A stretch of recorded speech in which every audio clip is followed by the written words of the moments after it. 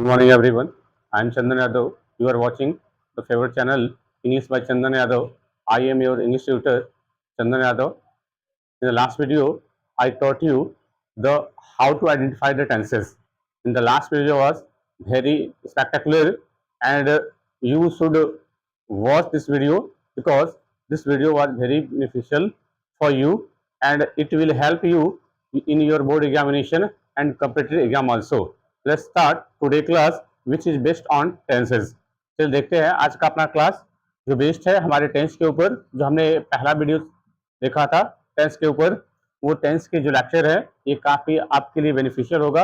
अगर आपने अभी तक नहीं देखा है टेंस के लेक्चर को तो जाइए और ज़रूर देखिए। आपके बोर्ड के एग्जामिनेशन के लिए और आपके कम्पिटिटिव एग्जाम्स के लिए ये दोनों के लिए काफ़ी हेल्पफुल होंगे। और यदि आपको वीडियो अच्छे लगते हो तो आप इसको जरूर शेयर किया करिए और कमेंट बॉक्स में अपने नाम जरूर भेजा करिए। हाँ, अगर आप आंसर भेज रहे हैं तो अपना नाम कमेंट करना ना भूलें कि आपका नाम क्या है, ताकि वो आपके जो नाम है वो अगले वीडियोज में वो मेंशन किए जा सकें। ये वीडियोस ध्यान रखिए, ये टेंस आपको एग्जाम में काफ़ी हेल्प करेगा।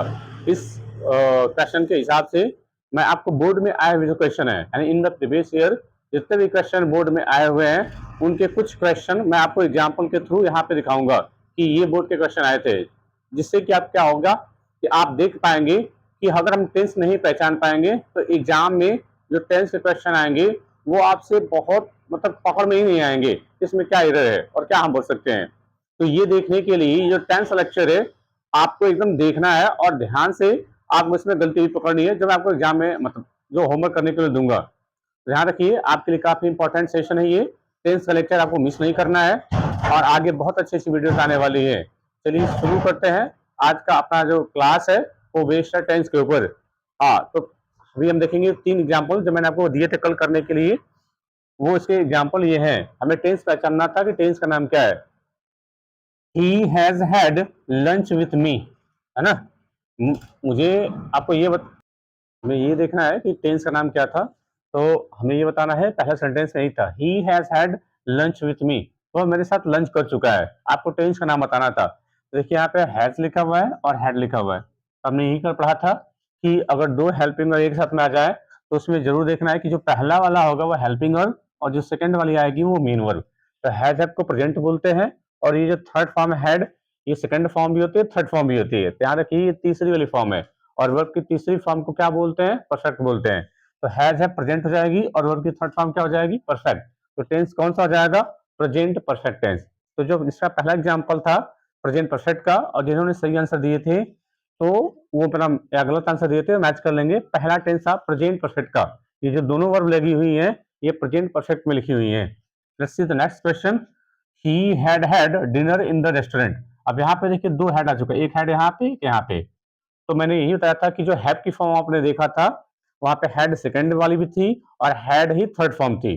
अब हमें ये पता करना है कि इसमें सेकंड वाली कौन सी है, थर्ड वाली कौन सी है। तो देखिए जो हेल्पिंग वर्ब आएगी, जो हेल्पिंग वर्ब आएगी ये वाली दूसरी वाली हो जाएगी, क्योंकि जो वर्ब की थर्ड फॉर्म होती है, जो वर्ब की थर्ड फॉर्म होती है वो बिना हेल्पिंग वर्ब के आती भी नहीं है। अगर हम यहाँ से हैड हटा दें तो केवल हैड बच जाएगा, तब ये सेकंड वाली हो जाएगी। तो सेकंड वाली को पास्ट बोलते हैं और वर्ब की थर्ड फॉर्म को क्या बोलते हैं, परफेक्ट टेंस बोलते हैं। तो कौन सा टेंस हो जाएगा, पास्ट का परफेक्ट हो जाएगा, है ना। इसका मतलब क्या हो जाएगा, वह रेस्टोरेंट में डिनर कर चुका था। ये हैड और हैड, हैड पास्ट हो जाएगी और ये वाली थर्ड है परफेक्ट हो जाएगी। ध्यान रखिएगा कि यहाँ पे हैज भी हो सकता है, हैड भी हो सकता है, लेकिन यहाँ पे जो मेन वर्ब वाली आएगी यहाँ पे केवल केवल हैड ही आ सकती है। बस आपको ये पहचानना है यहाँ पे हैज है कि हैड है। अगर हैज है तो प्रेजेंट और यहाँ पर रहेगी तो हैड तो रहेगी, तो थर्ड फॉर्म हो जाएगी तो परफेक्ट, तब ये प्रेजेंट परफेक्ट हो जाएगा। लेकिन जब यहाँ पे हैड हो जाएगी तो हैड पास्ट होती है। ध्यान रखिएगा हैव की जो पास्ट फॉर्म होती है उसमें पहला हैजअप होती है, हैजअप को प्रेजेंट बोलते हैं। सेकंड वाली हैड होती है उसको पास्ट बोलते हैं और जो थर्ड वाली हैड होती है उसको परफेक्ट बोलते हैं। तो यहाँ पे हमेशा हैड ही रहेगी, बस आपको यहाँ पहचान लेना है कि हैज है कि हैड है। हैज है तो प्रेजेंट और अगर हैड है तो पास्ट, तब ये पास्ट का परफेक्ट हो जाएगा और हैज है तो प्रेजेंट और थर्ड फॉर्म को परफेक्ट। तो ये दूसरा था क्वेश्चन कि वह डिनर कर चुका था रेस्टोरेंट में, तो ये पास्ट का परफेक्ट टेंस लिखा हुआ है। The last example was a story was written by me. एक स्टोरी मेरे द्वारा लिखी गई थी। अब देखिए ये सेंस पैसिव का है क्योंकि देखिए बी की फॉर्म लगी हुई है और यहाँ पे वर्ब की थर्ड फॉर्म लगी हुई है। स्ट्रक्चर है किसका, पैसिव वॉइस का। लेकिन हमें पैसिव, हमने ये भी लास्ट वीडियो में देखा था कि हमें पैसिव वॉइस में भी टेंस पहचानना आना चाहिए, और मैंने आपको बताया भी था। तो उसमें मैंने आपको ये बताया था कि उसमें आप मेन वर्ब को कट कर लीजिएगा। अगर सेंस पैसिव का हो तो मेन वर्ब को काउंट ना करिए, केवल हेल्पिंग वर्ब को देख लीजिए कि यहाँ पे क्या लगा हुआ है। अगर इज एम आर है तो प्रेजेंट रह जाएगी, वॉज रहेगी तो पास्ट हो जाएगी। तो वॉज पास्ट लिखा हुआ है, तो ये और ये वर्ब की सेकंड फॉर्म भी है, तो जो वर्ब की सेकंड फॉर्म होगी उसको पास्ट कंडीफिनिट बोलते हैं। वर्ब की सेकंड फॉर्म केवल और केवल पास्ट कंडीफिनिट में आती है। तो टेंस, ये वर्ब लिखी गई है पास्ट के इंडिफिनिट में। तो ये 3 एग्जांपल थे जो मैंने आपको होमवर्क में कल करने को दिए थे। अगर आपके आंसर सही होंगे आप मैच कर लीजिएगा। चलिए शुरू करते हैं आज का अपना क्लास, जो बेस्ड है हमारे प्रेजेंट आइडेंटिफ, जो प्रेजेंट इंडेफिनिट टेंस है, इसके बारे में हम देखेंगे कि प्रेजेंट इंडेफिनिट में एग्जाम में कैसे इधर आएंगे और हम उनको कैसे टैकल कर पाएंगे। हमने टेंस पहचाना तो सीख लिया है, अब आइए शुरू करते हैं कि इनको हम कैसे एग्जाम में टैकल कर पाएंगे। काफी नेसेसरी आपके लिए है ये। इससे पहला एग्जांपल है ही डैश टू टेंपल। हमारे पास ये 4 ऑप्शन है, हमें ये फिलअप करना है। अब बताइए कौन सा आंसर इसमें सही हो पाएगा। देखिए अगर यहाँ पे अगर हम वेंट कर ले, ही वेंट टू टेंपल, वह टेंपल गया था, तो ये आंसर सही हो जाएगा, क्योंकि ही के साथ आप पास में कुछ भी लगा दीजिए, वर्ब की सेकंड फॉर्म ही आएगी। अगर हम गोज लगाते हैं, ही गोज टू टेंपल, तब ये प्रेजेंट के हैबिचुअल एक्शन हो जाएगा, तब भी सही हो जाएगा, क्योंकि ही के साथ वर्ब में ये से आती है। विल गो लगा ले तो भी सही होगा, क्योंकि आई वी के साथ तो सेल आता है, बाकी के साथ विल आता है, तो विल के साथ पहली फॉर्म हो जाएगी तो भी सही हो जाएगी। हैज के साथ अगर गॉन लगा दें, अगर यहाँ पे भर लें तो एक साथ हैज ही आता है, तो ये एग्जाम्पल सही हो जाएगा। मतलब ये चारों के चारों एग्जाम्पल आप सही कर लेंगे, है ना। आप इसमें से जो मर्जी भर लीजिए, सभी आंसर सही हो जाएंगे। तो अगर एग्जाम में आएगा तो हम क्या करेंगे, फिर एक ही ऑप्शन चूज करना पड़ेगा। तो ध्यान रखिए, अगर आपको टेंस पहचानना है, अगर एग्जाम में टेंस के जो क्वेश्चन आएंगे उनमें कोई ना कोई ऐसा हिंट जरूर होगा, एग्जामिनर की मजबूरी बन जाएगी कि आपको वो हिंट देना ही पड़ेगा। अगर वो हिंट नहीं देगा तो फिर इधर क्वेश्चन पे बन नहीं पाएंगे, है ना। तो हमें यहाँ पे एग्जाम्पल करने के लिए कोई ना कोई हिंट होना चाहिए, और प्रेजेंट इंडेफिनिट का अगर इधर हो तो उसके लिए जो हिंट होंगे वो ये है, ध्यान से देख लीजिएगा। अगर कोई एडवर्ब जैसे daily, everyday, never, seldom, often, sometime, always, यदि कुछ ऐसे वर्ड आ जाएं तो सीधे सीधे आपको हिंट है कि वो प्रेजेंट इंडेफिनिट का आपसे क्वेश्चन कर रहा है। ये कुछ ऐसे हिंट है, ये कुछ ऐसे एडवर्ब है जो रिप्रेजेंट करते हैं कि हमारी जो वर्ब लिखी गई है वो पास्ट इंडेफिनिट में, सॉरी प्रेजेंट इंडेफिनिट में लिखी गई है। तो अगर ये सब इसमें वर्ड आ जाए तो आप तुरंत पहचान जाओगे। मान लीजिए मैंने यहाँ पे लिखा डेली, मैंने इसको हटा करके यहाँ पे डेली वर्ड पुट कर दिया, है ना।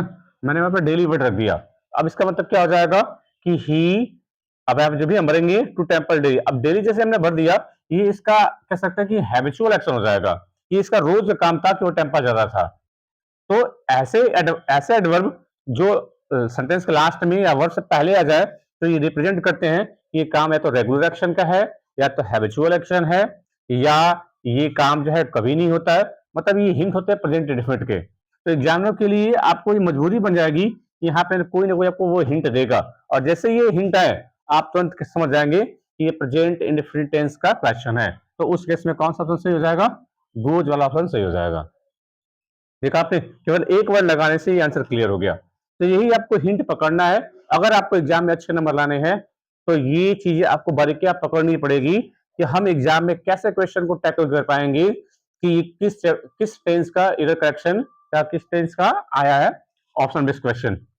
और भी कुछ देख लेते हैं, इसे क्या लिखा हुआ है कि और हैबिचुअल एक्शन आ जाए, या कोई यूनिवर्सल ट्रूथ आ जाए, या कोई साइंटिफिक फैक्ट आ जाए, या कोई प्रोवर्ब आए, कोई कहावत आए, तो उस केस में केवल और केवल प्रेजेंट इंडेफिनिट का ही हम यूज करेंगे। क्या क्या है फिर से, तो ये कुछ देख लीजिएगा, हैबिचुअल एक्शन हो जाए, यूनिवर्सल ट्रूथ आ जाए, या कोई साइंटिफिक फैक्ट आ जाए, या कोई कहावत हो, अगर ये सब आए तो ये केवल प्रेजेंट इंडेफिनिट में लिखे जाते हैं। अब आइए वो करने के लिए मैं आपको कुछ एग्जाम्पल के थ्रू कराता हूं, और लास्ट में ये आपके लिए होमवर्क रहेगा, आपको बता रहे हैं कि क्या इधर है और करेक्शन क्या हो पाएगा।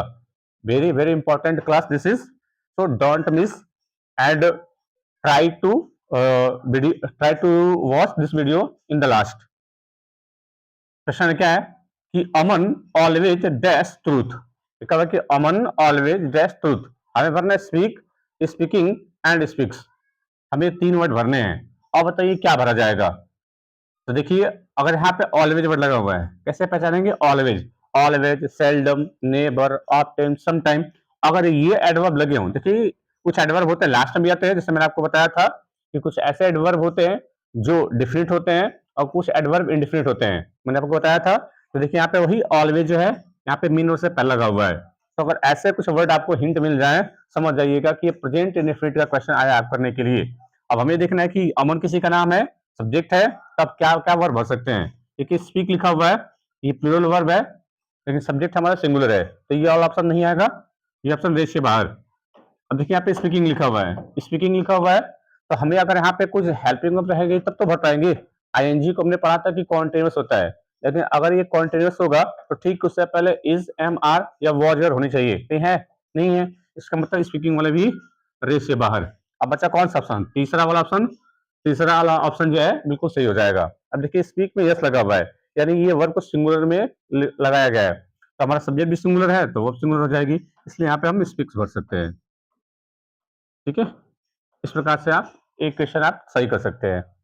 अब आइए कुछ और डिफरेंट टाइप के क्वेश्चन देखते हैं जो एग्जाम में आएंगे। तो आप अब देखिए ये क्वेश्चन जो बोर्ड में आए हुए थे, ये वाला जो क्वेश्चन पहला था ये भी बोर्ड का क्वेश्चन है, ये वाला भी बोर्ड का क्वेश्चन है, और ये वाला क्वेश्चन जो मैंने खुद से लिया हुआ है। ये दो क्वेश्चन बोर्ड के पेपर से लिए गए हैं।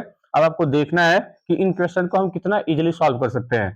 क्या लिखा हुआ है, इफ यू बॉइल वाटर, यदि आप पानी को गर्म करते हो, इट टर्न टू स्टीम, तो ये भाप बन जाएगी।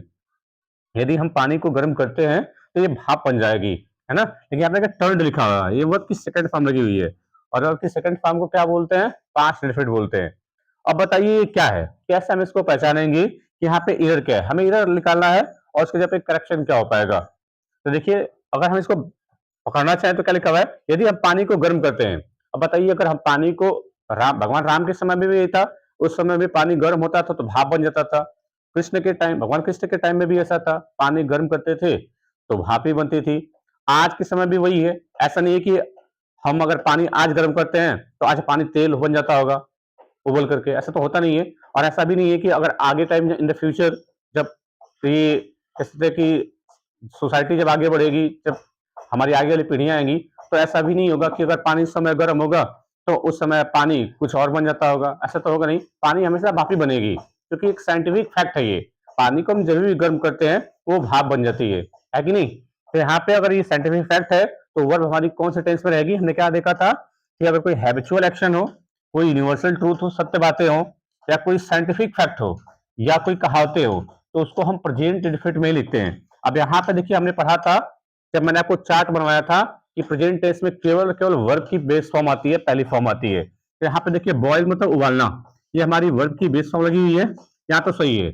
अब क्या देखिए ये वाली जो वर्ब लगी हुई है, क्या ये वर्ब की बेस फॉर्म है, नहीं, ये वर्ब की सेकंड वाली फॉर्म है, turn, turn, turn, turned, turned, है ना, ये वर्ब की सेकंड वाली फॉर्म लगी हुई है, इसका मतलब इधर यहीं पे है। ठीक है, तो हम यहाँ पे टर्न की जगह पे क्या कर लेंगे, टर्न्स कर देंगे, TURNS।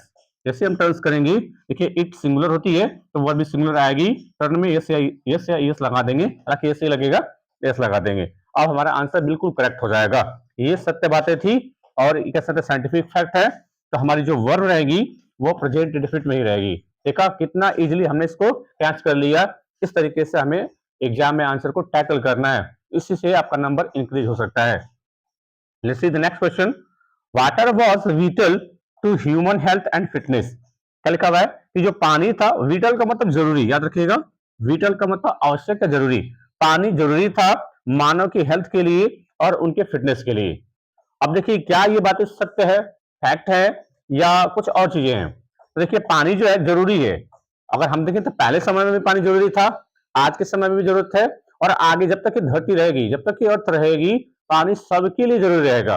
ये बात फैक्ट है, यूनिवर्सल फैक्ट है, और यूनिवर्सल फैक्ट तो किसमें लिखते हैं, प्रेजेंट के इंडेफिनिट में लिखते हैं, यानी वर्ब की कौन सी फॉर्म आएगी, वर्ब की बेस फॉर्म आएगी।